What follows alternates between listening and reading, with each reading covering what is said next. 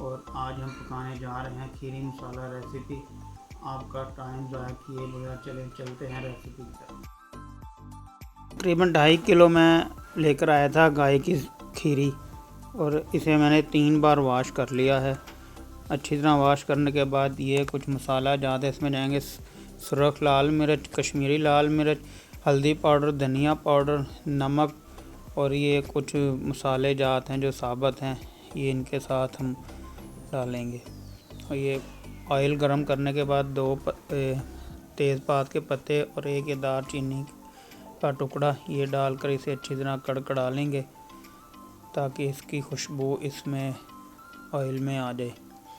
اسے کڑکڑانے کے بعد یہ 1 پیاز ہے، چھوٹا پیاز میں نے لیا تھا، اسے اچھی طرح اس میں گولڈن براؤن کریں گے۔ یہ گولڈن براؤن کرنے کے بعد اس میں ہم ڈالیں گے یہ کھیری، اسے اچھی طرح تلیں گے۔ اس کی تلائی کرنے کے بعد اس میں جو ہے ہم یہ ادرک اور لہسن کا پیسٹ ڈالیں گے۔ اسے میں نے گرم مسالے کے ساتھ سل پر پیس لیا تھا، اس لیے اس کا کلر اس طرح کا آ گیا۔ تو یہ دیکھیں یہ اچھی طرح تلائی ہو گئی ہے اس کی، اور اس کی یہ شکل نکلے گی۔ اس میں ڈالیں گے پیاز، گرائنڈر میں نے اسے پیس لیا تھا۔ تو اسے اچھی طرح گولڈن براؤن کریں گے پیاز کو بھی اس کے ساتھ ہی تاکہ تلا جائے، اور باقی مسالہ جات بھی اس میں ڈال دیں گے۔ اسے بھی ذرا چمچے سے ہلا دیں گے،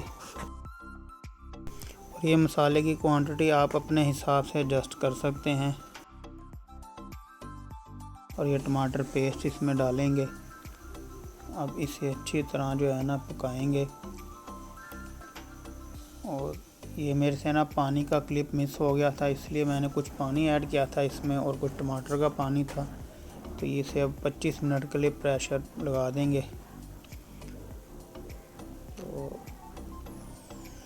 ناظرین تقریباً 25 منٹ ہو گئے ہیں، اور یہ کھیری بھی اچھی طرح گل چکی ہے۔ تو اسے ذرا چیک کرتے ہیں، ہاں یہ گل چکی ہے۔ تو یہ دیکھیں بہت زبردست خوشبوئیں آ رہی ہیں اس میں سے۔